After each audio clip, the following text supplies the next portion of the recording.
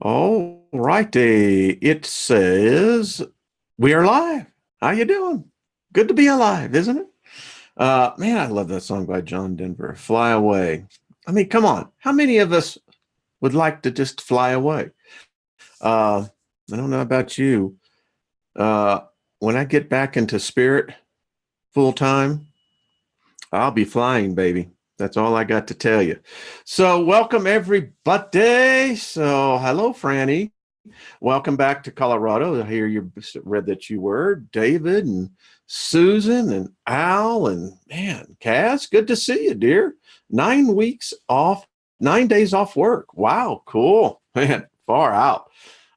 Let's see, Jill. Good to see you. Darth Raven. Hello. Lost in Space. Good to see you. Hello, Barry. Good to see you. Al. Peace. Enlightened Frog. I love that. How are you? Gary, good to see you, my beautiful soul. Ellen, same way. Sandy, greetings, my dear. Hello, Lois. How are you, Warrior Queen?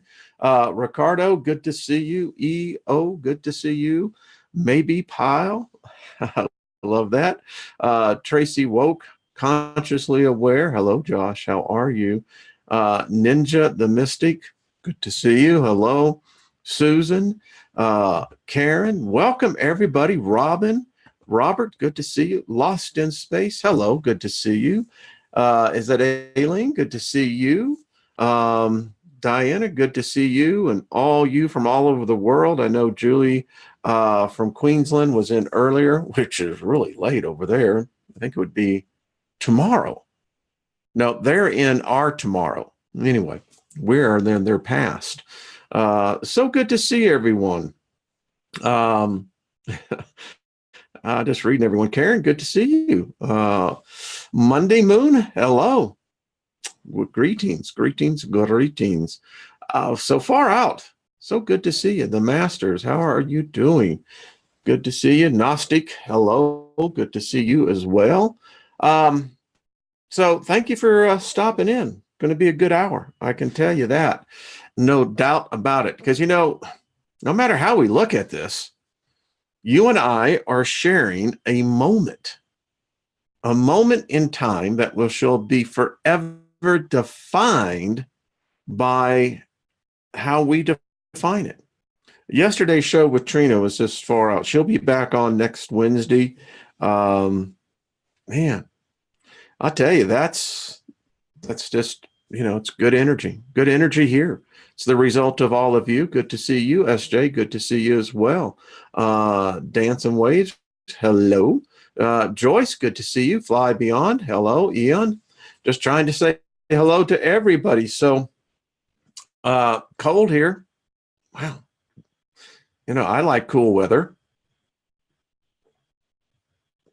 But the sun is about to hit its zenith in the northern hemisphere, and which means, where I live in Colorado, I'm about 6,000 feet of elevation.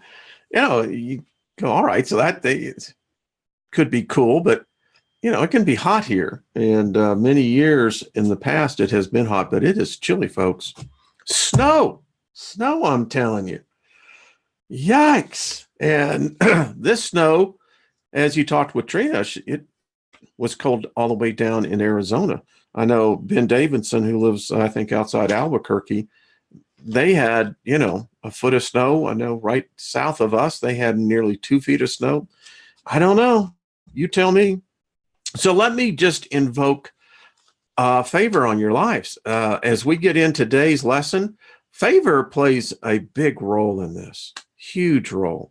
I don't know what you do for your nightly invocation exercise. I have, and I'll just share it. Al, was it you that was saying you're just having a difficult time sleeping?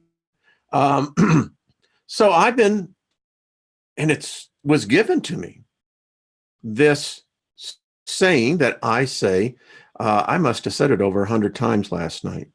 And the strange thing is, it's almost like,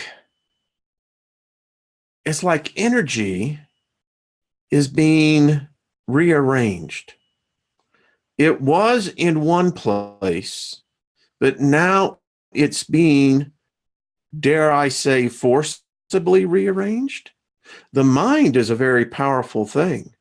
And when you consciously go into this, and we're going to get into the affirmations here right quick, but the point is, it's had the weirdest effect on me. I mean, the dreams are, I'm in a different place. So y'all let me know if that's just, if it's just moi or if it's y'all as well. You know, you can take the country out of the boy, take the boy out of the country. You just can't take the country out of the boy, something like that. So invoking favor on you, warmth favor. And if you're hot over there, then cooling favor and overwhelming prosperity and complete restoration. Nothing missing, nothing broken be found in your life. And let me just add this little into this. May lack never know of you ever again. Nothing wrong with having, you know, it sucks not having enough. So I think we're changing things. Al, tell me if I'm wrong on this. I'm getting this sense that this is a powerful time to be rearranging things. You know, my sign is Gemini, and so, you know, Mercury is, I believe, the planet that rules my house. And so I got this book that, you know, Trina was talking about, and it's very interesting. We'll get into this later, but yeah, there's a lot to this stuff, as we all know. So it's quite the journey, no doubt. So as we continue to go down, and I like this rearranging of energy. It's weird, you know. You can sense it, you can feel it. It's quite amazing, in fact. By the way, just continue to send out thoughts of love to Patrick, to Brian, and to the others, you know, that are struggling with things that are attacking our families and our loved ones. So our mind are merging. Okay, I'll have to maybe explain that a little bit more to me, Al, but I sense that there's something, it's tangible.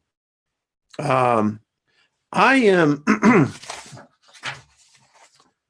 I am dedicated to this. I really am. In fact, let me just go ahead and pull it up now while it is on my mind. We're not going to be talking, that's our, so I don't know about you, but I'm making a conscious determination, not trying, not effort. I'm doing it. And, you know, I didn't go to bed till almost midnight last night, but before I went to bed, I wanted again to speak these affirmations over me, and got up this morning, you know, really early and did the same thing again while sitting here at my desk, in fact. So I believe, as we're going to read today, not is it Franz, but it's Henry, and there's just so many others, that the power of our words. I mean, look what Source wrote yesterday. That's powerful. If you want that, I have that in a PDF. Be more than happy to send it to you. Source sent me a private message today, and it was, well, you know, I wonder about this. Does the spirit, once it departs from the physical body, does it weep? Does it laugh? Can it be sad? Can it be glad? Can it be lonely? Anyway, you know, we've got I'm just going to say this, folks. We have tremendous favor with the different parts of what we would call realities. We're going to not talk about it today, but as we get into tomorrow, we're going to be talking about dominions, powers, master spirits, rulers. We're going to be talking about the diverse kingdoms that are within each one of these structures. We are at the lowest vibration. There may be yet a lower one. Obviously, I think that if there is potential redemption or escape by one soul or spirit determined to be sovereign, to be what it is, unique. I mean, had some lovely emails on the whole thing about, did you create yourself? My wife and I, it was funny last night, we were discussing this and we're having dinner, and she just stopped and she said, where the hell did you get this from? I said, well, and then we laughed, but think about it. It certainly would answer a whole lot, but then it also brings a whole plethora of new questions. So let's get through these affirmations. They work, folks. I'm here. This is not something that I do just for sport. This is something that I want to, it's affirmation, reaffirmation, how powerful your words are. And if you had the ability to create yourself, you had to have spoken it. Now we're in the game here, and baby, what a game it is. But even if it's a challenge, some people don't like game, but I think they're synonymous. Well, there has to be rules, there has to be principles that guide within a construct of this matrix. This is why magic is so important, and this is why, for me, is to teach what is not taught in today's society about the spirit realm. It's regrettably, because of the attempts, and I say this with all respect, of those who have passed on before us, a lot of this information was lost. I think maybe in some cases it was literally maybe memorized or spoken, but it's coming forth now. I don't even know if now is the same now that my grandparents knew as now. I contend we've changed. So let's get into this. God is lavish, unfailing abundance, the rich, omnipresent substance of the universe. This all-providing source of infinite prosperity is individualized as me, the reality of me. Source really said, we're on to something here, big time. 2, I lift up my mind and heart to be aware, to understand, and to know that the divine presence I am is the source and the substance of all my good. I am conscious of the inner presence as my lavish abundance. I am conscious of the constant activity of the mind of infinite prosperity. Therefore, my mind is filled with the light of truth. Through my consciousness of my God self, the Christ within, as my source, I bring into my mind and feeling nature, the very substance of spirit. This substance is my supply. Thus, my consciousness of the presence of God within me is my supply. Money is not my supply. No person, place, or condition is my supply. My understanding and knowledge of the all-providing activity of the divine within me is my supply. My consciousness of this truth is unlimited. My inner supply instantly and constantly takes on form and experience based on my needs and desires. As the principle of supply and action, it is impossible in any way for me to have any needs or unfilled desires. The divine consciousness that I am is forever expressing its true nature of abundance. This is its responsibility, not mine. My only responsibility is to remain aware of this truth. Therefore, I am totally confident in letting go and letting God appear as the abundant all sufficiency of my life in my affairs. My consciousness of the Spirit within me as my unlimited source is the divine power to restore the years the locusts have eaten. It makes all things new and places me on the high road to abundant prosperity. This awareness, understanding, and knowledge of Spirit appears as every visible form and experience I could possibly desire. When I am aware of the God self within me as my total fulfillment, oh, I am fulfilled. I am now aware of the truth. I have found the secret of life, the knowledge that the activity of the divine abundance is eternally operating in my life. I simply have to be aware of the flow, that radiation of that creativity, which is continuously, easily, and effortlessly pouring forth from my divine consciousness. I am now aware. I am now in the flow. I keep my mind and my thoughts off this world, and I place my entire focus on the divine presence within as the only cause of my prosperity. I acknowledge the inner presence as the only activity in my financial affairs, as the substance of all things.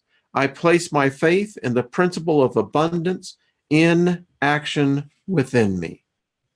That's powerful stuff, folks. I mean, I don't know how you are dealing with this. I contend that this is life-changing. Let me just share with you, because I'm keeping a record of what's going on. The sleep is different. It's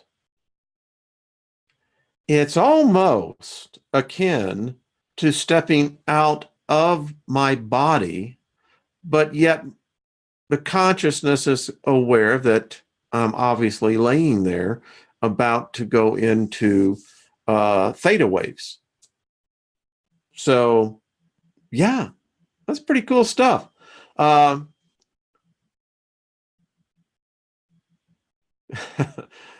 don't know what that means. Magick is, we know, and we're going to learn in our study here, is science. That's all it is. In fact, as I saw one of these comments that came through, actually, this is a good way to get right into the next part of this. Let me get this pulled up so you can see it as well. Oh, no, wait a minute. I do this every time. Okay. You really do meet yourself coming and going at times. I kid you not. All right, so let me get to where I want to go first with Franz. Please give me a second. I had the other one queued up. Let's just talk about expectations, perceptions, realities. The thing that so many have a problem with, who are still bound by dogma, is that they've been taught wrongly, but sometimes it's hard to get people to change. You don't want them to change unless they want to change. Many times I think about people that they have a hard time understanding what magic is. And, of course they show their thoughts, but, the reality is you're going to believe in something no matter what it is. Whether you have, your own, thing that you build your own rocks, crystals, energies, understanding the earth and its complexity and its divinity, its sovereignty, and the fact that we are a part of that divinity, that sovereignty, and beyond. And many times people get involved into magic for the wrong reasons. They think that you can get rich. If you study Hermetics, you understand the law of correspondence. You understand polarity. You understand cause and effect, vibration, frequency, gender, and that the universe is, above all, is completely mental. It is a thought. Magic, how I look at it, is it's really preparing me for the other side. That's how I look at it. And I like what Franz says here. Let's get right into this. This is his introduction to his book, Introduction to Initiation of into Hermetics. Anyone who should believe to find in this work nothing else but a collection of recipes, with the aid of which he can easily and without any effort attain to honor and glory, riches and power, and aim at the annihilation of his enemies, might be told from the very inception that he will put aside this book, being very disappointed. Numerous sects and religions do not understand the expression of magic, otherwise than black art, witchcraft, or conspiracy with evil spirits would be gone. It is therefore not astounding that many people are frightened by a certain horror whenever the word magic is pronounced. Jugglers, conjurers, and charlatans have discredited this term, and considering the circumstance, there is no surprise that magic knowledge has always been looked upon with a slight disregard. Even in the remotest times of the Magus has been regarded as one of the highest adepts, and it might be of interest to learn that, as a matter of fact, the word magic is derived from this word. The so-called sorcerers are by no means initiates, but only imitators of the mysteries, who, counting partly on the ignorance and partly on the credibility of the individual or the whole nation, in order to reach their selfish aims by lies and fraud. The true magician will always despise such practices. We use a term, you don't hear much about it in today's vernacular or society. Integrity. Yes, that's one people you don't hear. In reality, magic is a sacred science. It is, in the very true sense, the sum of all knowledge, because it teaches how to know and utilize the sovereign rules. There is no difference between magic and mystic or any other conception of the name. Wherever authentic initiation is at stake, one has to proceed on the same basis, according to the same rules, irrespective of the name given by this or that creed. Considering the universal polarity rules of good and evil, active and passive, light and shadow, each science can serve good as well as bad purposes. Let us take the example of a knife, an object that virtually ought to be used for cutting bread only, which, however, can become a dangerous weapon in the hands of a murderer. All depends on the character of the individual. This principle goes just as well for all the spheres of the occult sciences.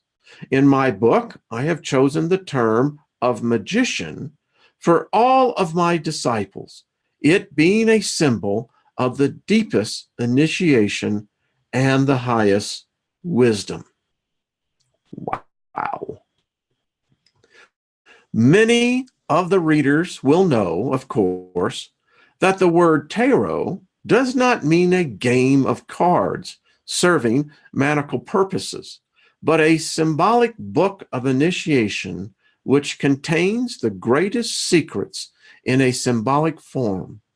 The first tablet of this book introduces the magician, representing him as the master of the elements and offering the key to the first arcanum, the secret of the ineffable name of the tetragrammaton, the Kalabastic Yohe Vahe.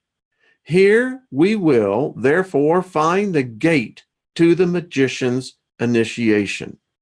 The reader will real easily realize how significant and how manifold the application of this tablet is. Not one of the books published up to date does describe the true sense of the first tarot card so distinctively as I have done in my book. It is, let it be noted, born from the own practice and destined for the practical use of a lot of other people. And all my disciples have found it to be the best and most servable system. So, speaking of the tetragrammaton, literally means four-letter word. It was a subterfuge to avoid the sin of uttering the sacred name Yohe, or Jehovah, as it later became when the vowels of another word were combined with the consonants of Yohe. But I would never dare to say that my book describes or deals with all the magic or mystic problems. If anyone should like to write all about this sublime wisdom, he ought to fill the folio volumes. It can, however, be affirmed positively that this work is indeed the gate to the true initiation, the first key to using the universal rules. I'm not going to deny the fact of fragments being able to be found in many other authors' publications, but not in a single book will the reader find so exact a description of the first tarot card. I have taken pains to be as plain as possible in the course of the lectures to make the sublime truth accessible to everybody, although it has been a hard task sometimes to find such simple words as are necessary for the understanding of all the readers. I must leave it to the judgment of all of you whether or not my efforts have been successful. At certain points, I have been forced to repeat myself deliberately to emphasize some important sentences and to spare the reader any going back to a particular page.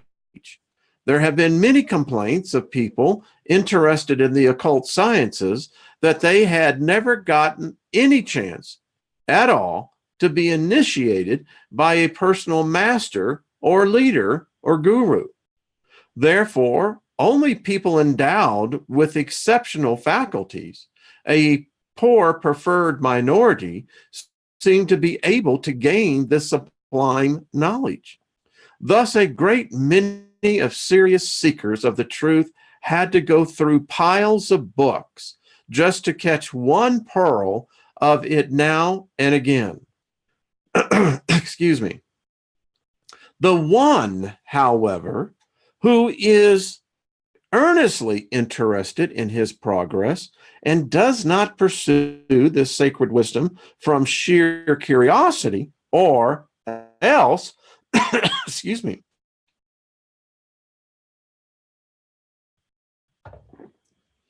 is yearning to satisfy his own lust. We'll find the right leader to initiate him in this book. No incarnate adept, however high his rank may be, can give the disciple more for his start than the present book does. If both honest trainee and the attentive reader will find in this book all they have been searching for in vain all the years, then the book has fulfilled its purpose completely. Excuse me. So there we go. Franz.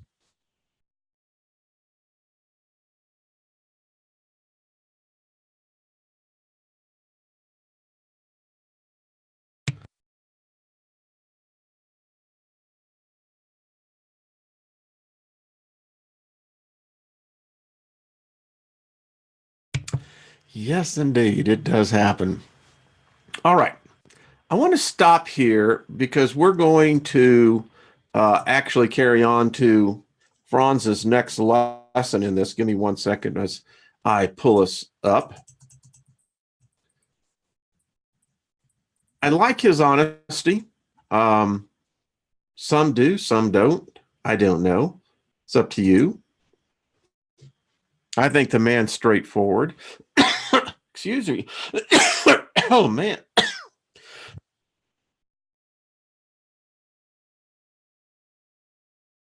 Oh, this is nuts.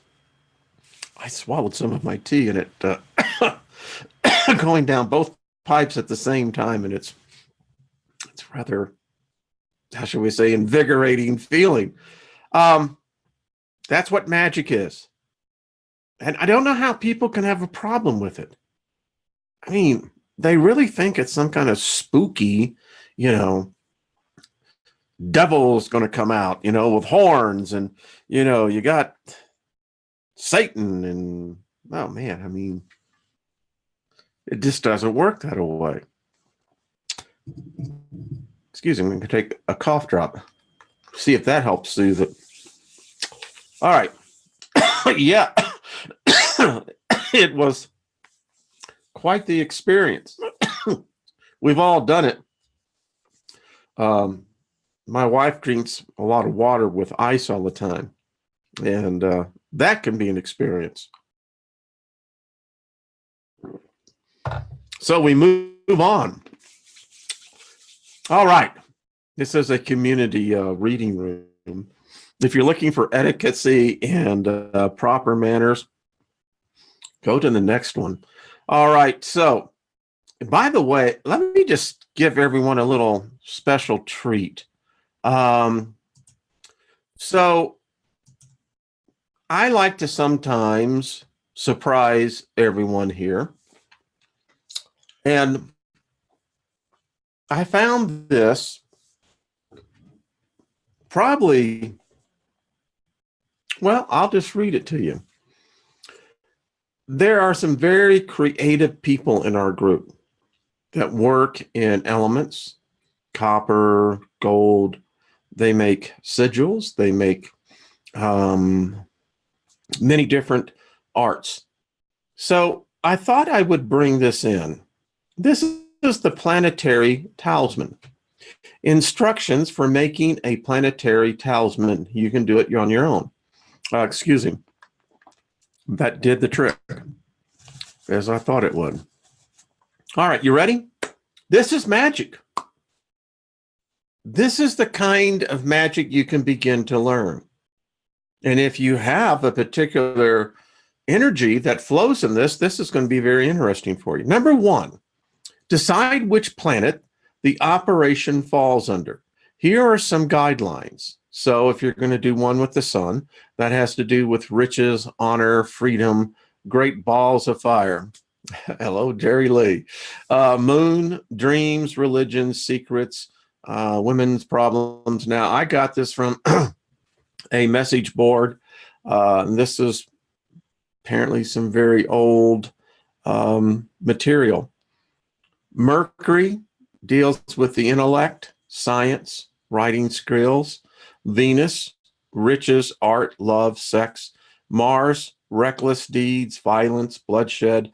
Jupiter, ambition, morals, justice. Saturn, death, trustworthiness. Others, what others? I mean, you can probably add others. We know that there's, other planets, but again, I didn't write this. I'm just sharing it. 2, maketh the talisman using only materials sympathetic to that planet. The sun is gold. The moon is silver. Mercury is mercury or tin. Venus, copper. Mars, iron. Jupiter, silver or tin. Saturn, lead. Interesting. It is suggested that you employ the magic squares and the sigil of the spirit, I'll show you those in a second, for evil works, or the sigil or of the intelligence for the good workings. Polarity, pendulum swings, duality. The rest of the diagram is left to the engine, the imagination of the magician. 3, now all that is left is to charge the talisman. It is better to charge the talisman the same day that it is made. And in any case, make sure that the planetary aspects are favorable for the operation. Firstly, prepare yourself in ink from the following. This is strange. I don't know what gallnuts is. You need 10 of them. You need 3 ounces of green copperas and 4 ounces of rock alum. Mix the ingredients into a pot of water, then boil over a fire of vine twigs gathered in the full moon of March. Well, I guess that's going to have to wait. Simmer for 13 minutes or until it has acquired a slightly sticky consistency. If the ingredients are out of season, then pigeon's blood may be substituted. Okay. I'm just showing you what can be done. Take a piece of silk of the appropriate color and write the names of the following: Adonai, Amateus, I think that's Anarinton, Cosmos, Elom, whilst reciting Psalms. I believe that's Psalms 8 and Psalms, I think that's 50, Psalm 71, it looks like. After the talisman has been charged, be sure to keep it wrapped in this silk, else it will soon lose its efficacy. Perform the invocation of the Olympic spirit who rules over that planet. The method is given in full in the Isagogue of Arbatil.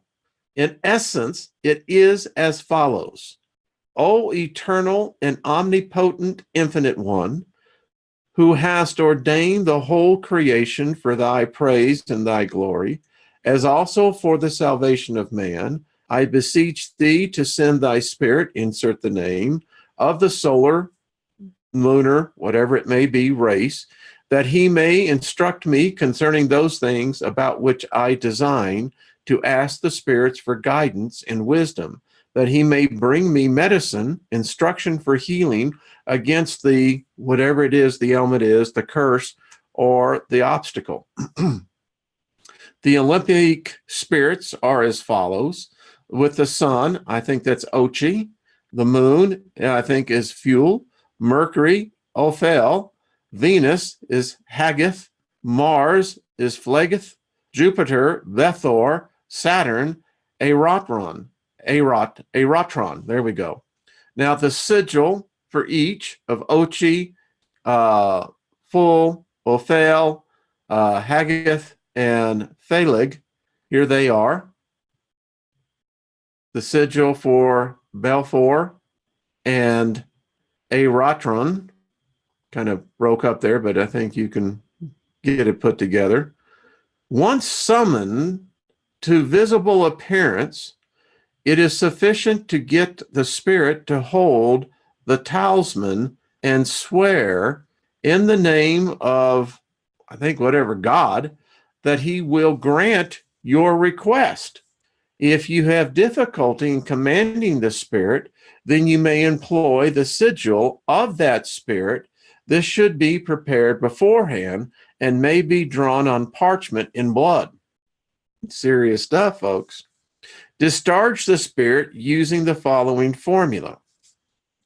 For as much as thou camest in peace and quietness, having also answered unto my petition, I give thanks unto God, in whose name thou camest.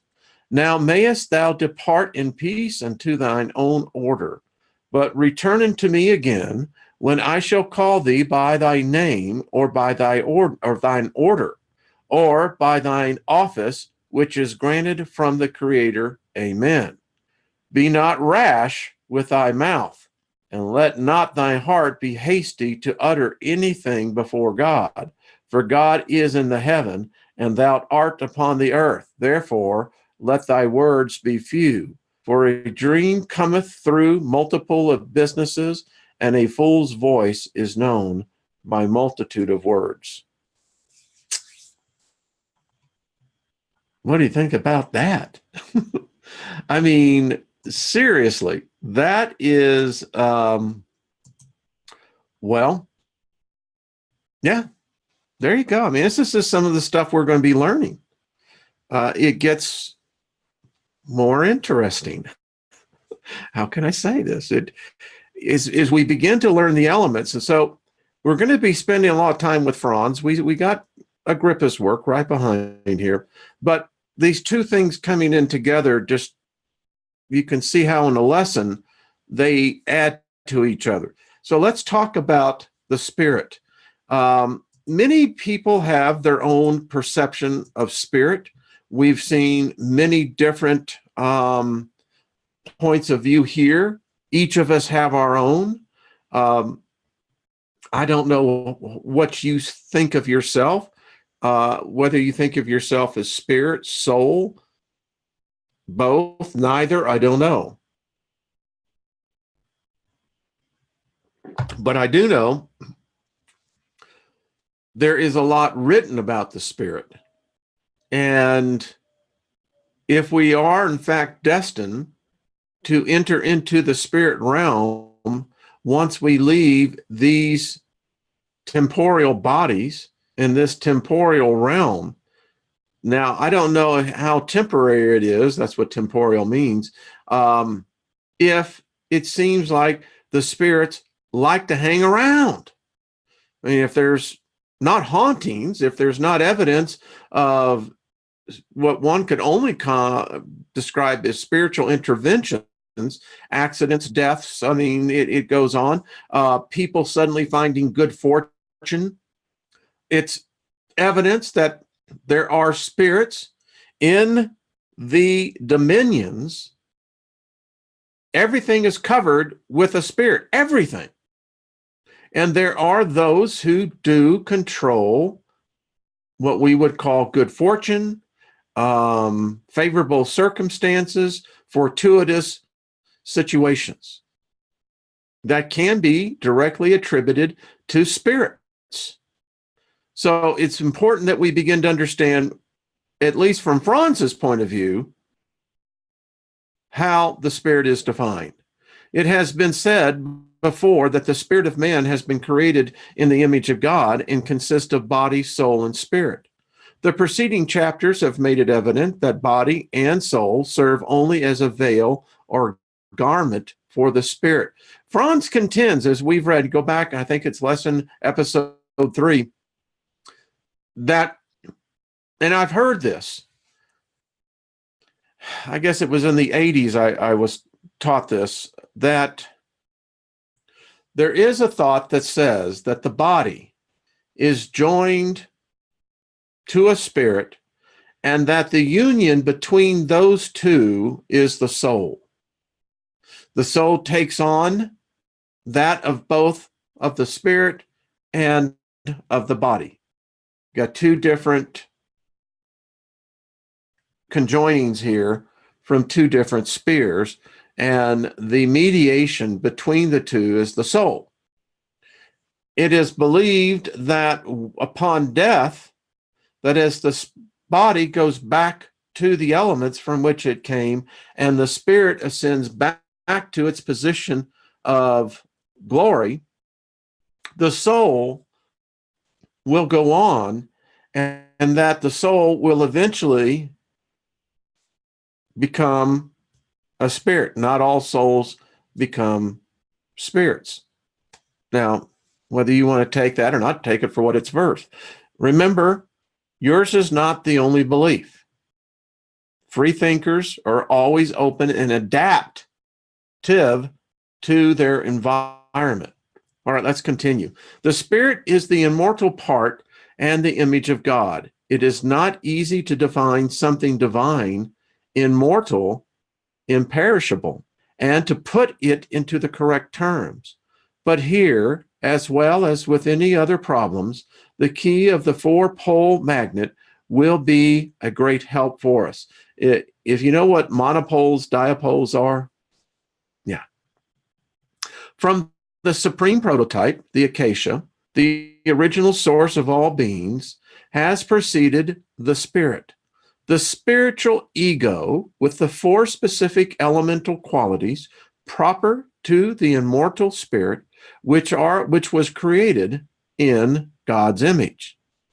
The fiery principle, the impulsive part, means the will, the volition. The airy principle shows up in the intellect, the mind. The watery principle, respectively, in the life and the feeling. And the earthly principle in representing the union of all the three elements in the consciousness of the ego. Let me just say something here. It's very trendy right now. Everyone is attacking ego. You got to be rid of, subvert.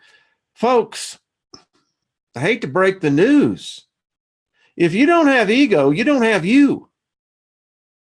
At least not in this realm. You can't get rid of ego. It's like cutting out your soul. Tell me where your soul literally resides. You can't do it. Just thought I'd throw that in. All the other qualities of the spirit are based upon these four original principles. The typical part of the fifth, say the etheric principle, the acacia, manifests itself in the highest aspect in the faith and in the lowest form in the instinct of self-preservation. Each of these mentioned four elements, principles, have many other aspects corresponding to the law of analogy, of the polarity or the positive and negative elements. All of them together form the ego or the spirit. For this reason, we can make the fiery principle responsible for strength, power, passion, memory, power of discrimination, and judgment are ascribed to the air principle. Conscious and intuition to the principles of water, egotism and the instincts of self-preservation and propagation to the earthly part of the spirit. Each of us have an element of self-preservation. It's instinctive of us. But we see in acts of self-sacrifice where those spirits will literally set aside this unionship of body through the soul. It would be too long to quote all the properties of the spirit with regard to the elements. The incipient adept can enlarge these qualities by serious studies and deep meditation with respect to the analogous laws of the four-pole magnet. This happens to be a very meritorious work which never ought to be neglected because it will lead to great success and secure results. These three chapters relating to body, soul, and spirit have represented man in his most perfect form. Now, the disciple ought to have realized how very important it is to know one's own microcosm and the initiation, and especially for the magic and the mystic practice. As a matter of fact, for the whole of the secrets. Most of the authors, from sheer ignorance or for other cognitive reasons, have omitted this extremely important part, the foundation. Have you ever thought about your soul like your sole of your feet? Think about your body. We are bipedals. We walk upright. Our body must have soles. In fact, when you study the soles of your feet, everything of the body can be located in the sole of your foot. The whole art behind it. Would it not make the same sense that in the same way your spirit uses the soul in the same order? Who knows? I think you should think on that. All right, we're going to finish up with Franz on the mental plane, and tomorrow we'll get back into Cornelius's work. The mental plane, as the body owns its earthly plane, and the astral body or the soul owns the astral plane, the spirit too has its own plane, the so-called mental plane or mental sphere. This is the mental sphere with all its virtues.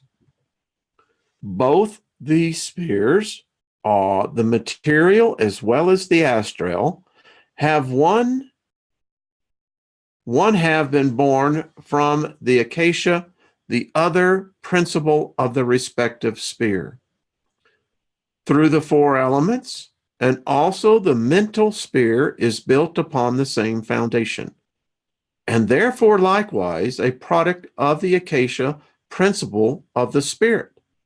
Similar to the spirit, developing in a four-pole magnet by corresponding work and showing an electromagnetic fluid analogous to the astral body on account of the effect of the elements as a secondary phenomenon of the polarity on the outside, the mental body develops in the mental or spiritual sphere. Just in the same way as the astral body, through the electromagnetic fluid of the astral world, forms an astral matrix, the so-called astral odd. The electromagnetic fluid of the mental world forms a mental matrix, linking the mental body to the astral body. This mental matrix, or the mental ode, the so-called mental substance, is the subtlest forms of acacia, which controls and preserves the spiritual activity in the astral body. At the same time, this mental substance is electromagnetic and is regarded as leaser of the ideas of the consciousness of the spirit, from where it is put into activity through the astral and roughly material body. So this mental matrix, or the mental ode, with its double-poled fluid, is the subtlest substance we can imagine in the human body. Simultaneously, the mental sphere is the sphere of thoughts, which have their origin in the world of ideas, consequently in the spiritual acacia. Each thought is preceded by a basic idea which, according to its property, accepts a definite form and arrives to the consciousness of the ego through the etheric principle. Consequently, the mental matrix, as expression of thought in the shape of a plastic picture. Therefore, man himself is not the founder of the thoughts, but the origin of each thought is to be sought in the supreme acacia sphere or the mental plane. Man's spirit, as it were, is the receiver, the antenna of thoughts from the world of ideas, according to the situation in which man happens to be. The world of ideas being all in all, each new idea, new invention, in short, all man believes to have created by himself has been brought out of this world of ideas. This production of new idea depends on the maturity and attitude of the spirit. Each thought involves an absolutely pure element, especially if the thought implies abstract ideas. If the thought is based on several combinations of the ideal world, different elements are effective in their form as well as in their mutual emanation. Only abstract ideas have pure elements and pure polar emanations as they descend directly from the causal world of an idea. This is heavy. From this cognition, we may draw the conclusion that there are pure electric, pure magnetic, indifferent, and neutral ideas from the standpoint of their effect. According to the idea, each thought in the mental sphere has its own form, color, and vibration. Hello, Trina. Through the tetrapolar magnet of the spirit, the thought arrives at the consciousness, from where it is forwarded to realization. Each thing created in the material world, consequently, has its cause in the ideal world through the thought and spiritual consciousness, and is reflected therein. If the point in question is not exactly an abstract idea, several forms of ideas can be expressed. Such thoughts are electric or magnetic or electromagnetic, according to the elemental property of the idea. The material plane is bound to time and space. The astral plane, sphere of the perishable or mutable spirit, is bound to space. The mental plane being timeless and spaceless. The very same thing happens with all the mental properties.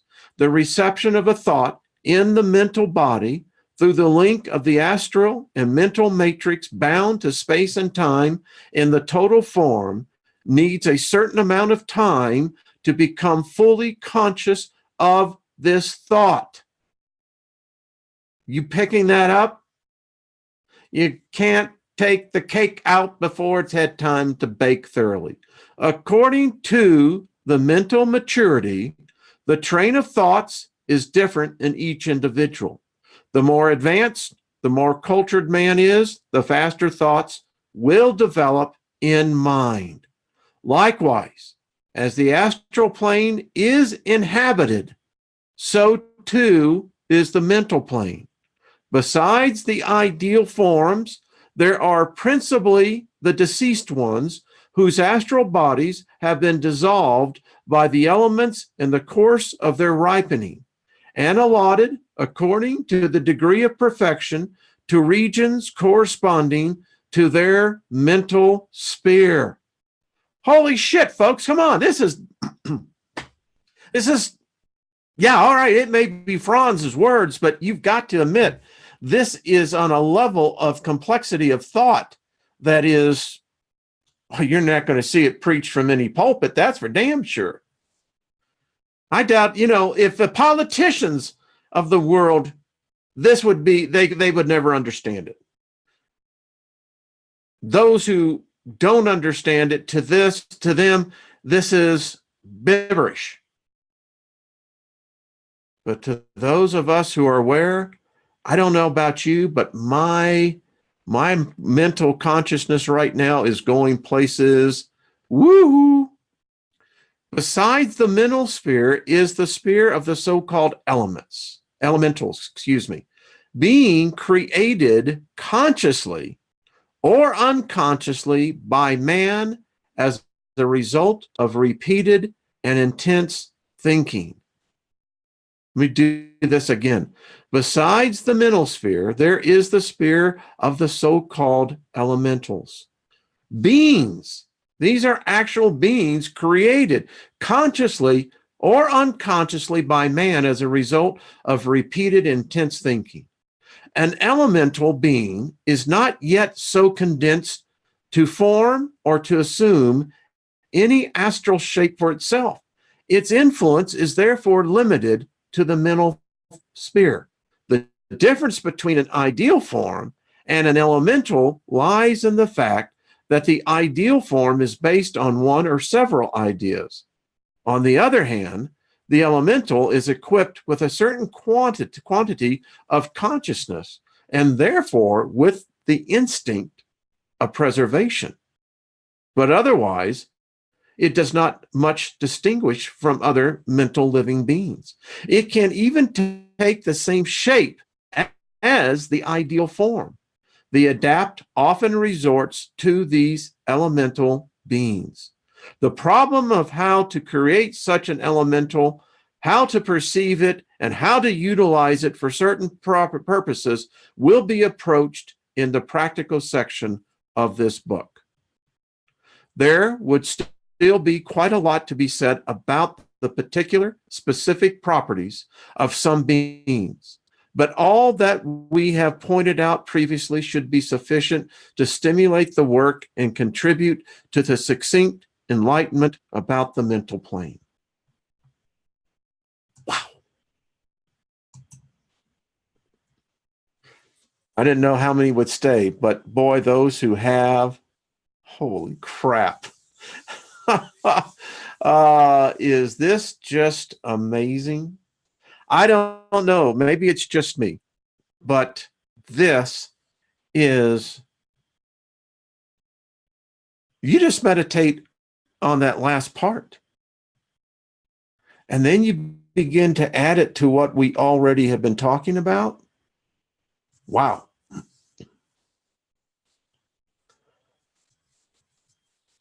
I'm sitting here just still going. I mean, I'm sitting here seriously. That is some pretty interesting. I mean, I've read it, and the intensity by which you read, when you read out loud, it really becomes more amplified. Yeah,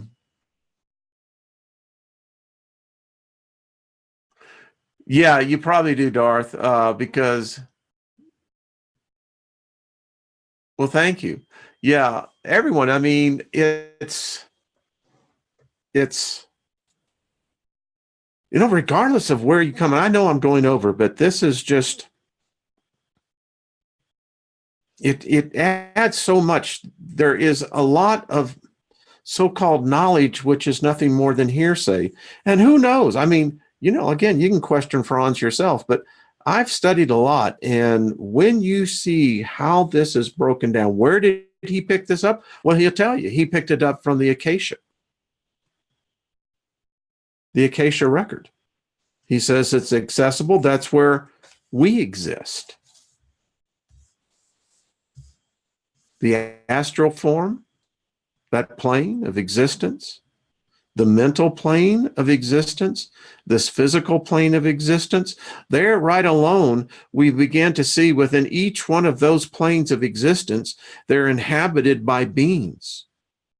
And that's what I was speaking to. We've come full circle. As we get into tomorrow, as we get into more of the dominions, the powers, the master spirits, the rulers,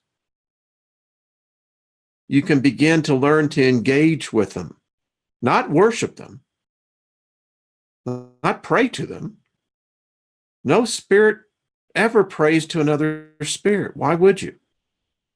But it appears that, as I have been taught, that when you pass over, the temptation will be, particularly those who say no to the light. Little insight here. When the light goes away, you'll find that there's another level to this. And there are some that actually will find, I call them gangs, groups, and they'll attach their energy to these groups because there's safety in numbers, even in the spiritual realm. And if you're not a master magician by the time you pass over,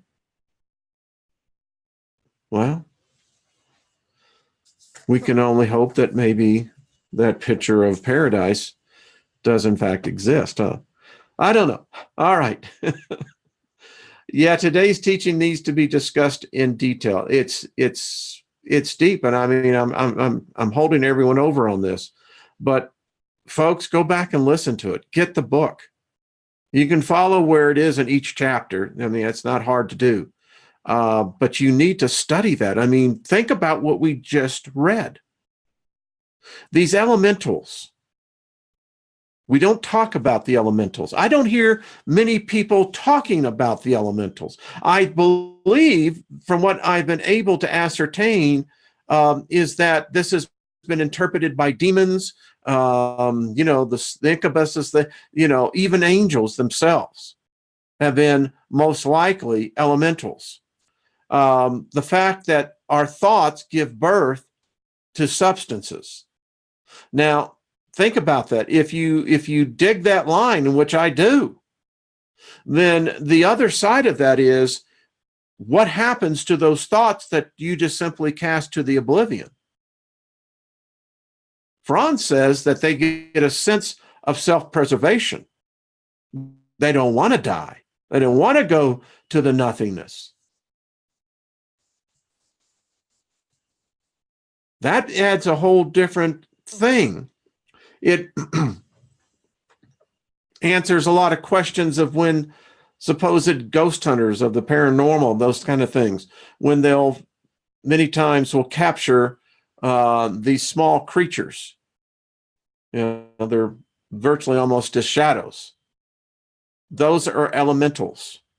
They're not spirits. They're not in the sense of the different planes. And now you can understand why the superior dominates and rules the inferior.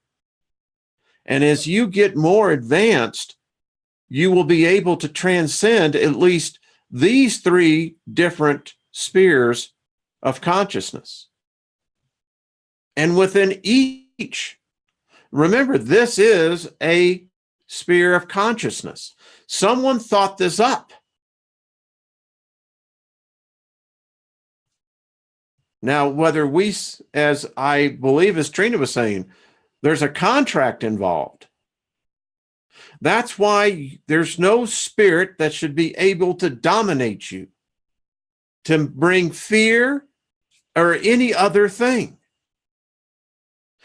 But if you allow the fear to be absorbed, then that's your personification. That's what you look like in the spirit realm. You could say you almost smell it. I'm just reading. Yes, that's absolutely correct, Josh. Absolutely. All right, folks. Boy, I've really gone over. Apologize for that. But this is serious stuff. This is not playtime. This is not romper room. I tell people all the time, if you want to go and see the pictures and go to the newest fear thing, world coming to an end, whatever, go and follow that. You're going to absorb that energy and your life is going to be freaking miserable because you're always going to be motivated and energized by the fear factor. But if you want to come here and learn to become master of your own domain, then this is the place you come. We don't want children in here. I only want initiates who are mature mentally, spiritually. I don't care your age. It's the condition of your spirit that's important here. And when we get to a point, this group is going to become powerful. It's already becoming powerful, to simply tell you. All right. Love you, folks. Thank you for joining me. Thank you for being here and experiencing my journey. Wayne's World for sure today was an experience, but I thank you for your energy. We're all connected. We're all connected. And as we begin to form these telepathic bands, we're going to become more connected. And we're going to go places. We have an opportunity to do what our ancestors were able to do. I think they were able to leave groups. Oh, yeah. Could you imagine that? All right, leaving at, and we're going to go out into the cosmos. And as we're coming back through, I think that's possible. I really do. All right, folks, thank you. I'll see you tomorrow. Be good to yourselves. All right, bye-bye.